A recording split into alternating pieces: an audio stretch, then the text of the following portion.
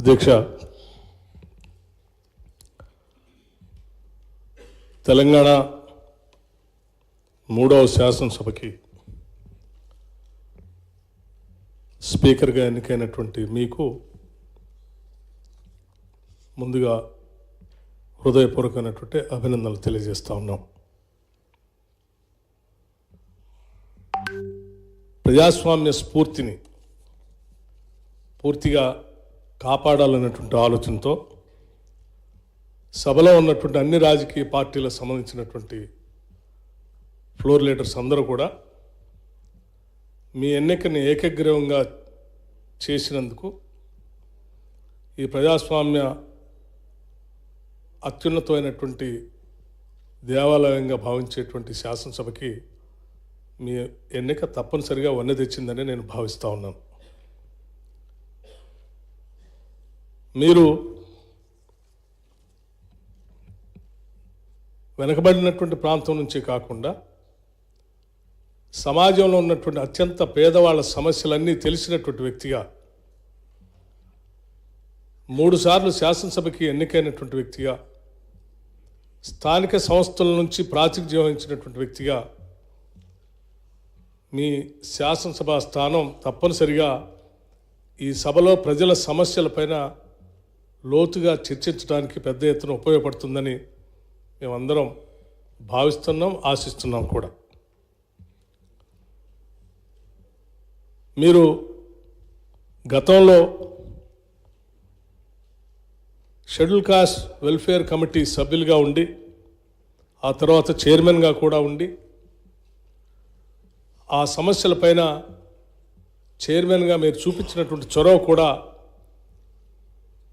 ఈ సమాజంలో ఉన్నటువంటి షెడ్యూల్ కాస్ట్ సమాజానికి పెద్ద ఎత్తున ఉపయోగపడిందని చెప్పడంలో కూడా నాకు ఎటువంటి సందేహం లేదు అధ్యక్ష.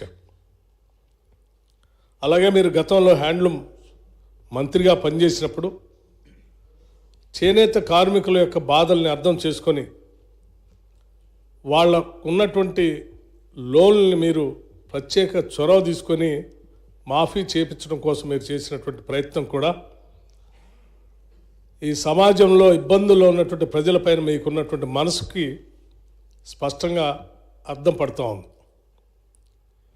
మీలాంటి వ్యక్తులు ఈ శాసనసభ స్థానానికి సభాపతి కావటం ఈ సభలో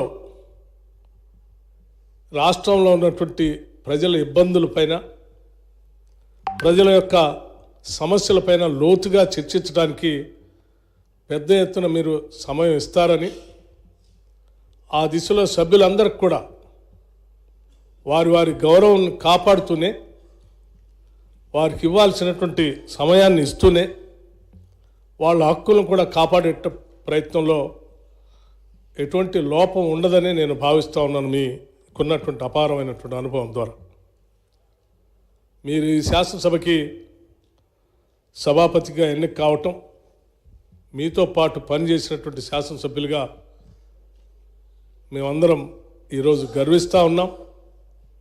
మీరు సభాపతి స్థానంలో కూర్చొని ఈ రాష్ట్రం ఎన్నో కోరికలతో, ఎన్నో ఆలోచనలతో, ఎన్నో కలలతో తెచ్చుకున్న తెలంగాణ రాష్ట్ర భవిష్యత్తు కోసం ఈ రోజు నుంచి జరిగేటువంటి ఈ శాసనసభ సమావేశాల్లో చర్చలు అర్థవంతంగా ప్రజల సమస్యల్ని పరిష్కారం చేసేటువంటి దిశగా మీరు సలహాలు సూచనలు ఇస్తారని, ఆ దిశలోనే ఈ సభని ముందు నడుపుతారని ఆశిస్తూ, మీ ఎన్నికకి సహకరించినటువంటి అన్ని రాజకీయ పార్టీల ఫ్లోర్ లీడర్స్ అందరికి కూడా నేను నా హృదయపూర్వకమైనటువంటి అభినందనలు కూడా తెలియజేస్తూ ఉన్నాను.